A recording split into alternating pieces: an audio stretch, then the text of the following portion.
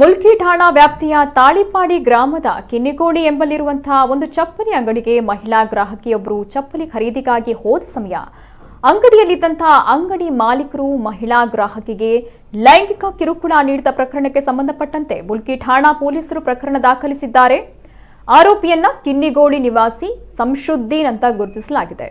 ಆರೋಪಿ ಅಂಗಡಿಗೆ ಬಂದ ಮಹಿಳಾ ಗ್ರಾಹಕಿಗೆ ವಿವಿಧ ಚಪ್ಪಲಿಗಳನ್ನ ತೋರಿಸಿದ್ದು, ಅವರು ತೋರಿಸಿದ ಚಪ್ಪಲಿ ಇಷ್ಟವಾಗದೇ ಇದ್ದಾಗ ಅಂಗಡಿ ಮಾಲಕರು ಬೇರೆ ಚಪ್ಪಲಿಗಳನ್ನ ತೋರಿಸೋದಾಗಿ ತಿಳಿಸಿ ಮಹಿಳಾ ಗ್ರಾಹಕಿಯನ್ನ ಅಂಗಡಿಯ ಒಳಗಿದ್ದ ಇನ್ನೊಂದು ಕಂಪಾರ್ಟ್ಮೆಂಟ್ಗೆ ಕರೆಸಿಕೊಂಡು ಲೈಂಗಿಕ ಕಿರುಕುಳ ನೀಡಿದ್ದಾರೆ ಅಂತ ದೂರಲಾಗಿದೆ. ಇದೀಗ ಪೊಲೀಸರು ಆರೋಪಿ ಸಂಶುದ್ದೀನ್ ವಿರುದ್ಧ ಠಾಣೆಯಲ್ಲಿ ಪ್ರಕರಣ ದಾಖಲಿಸಿದ್ದಾರೆ. ಅಂಗಡಿ ಮಾಲಕನನ್ನ ವಶಕ್ಕೆ ಪಡೆದು ದಸ್ತಗಿರಿ ಮಾಡಲಾಗಿದೆ.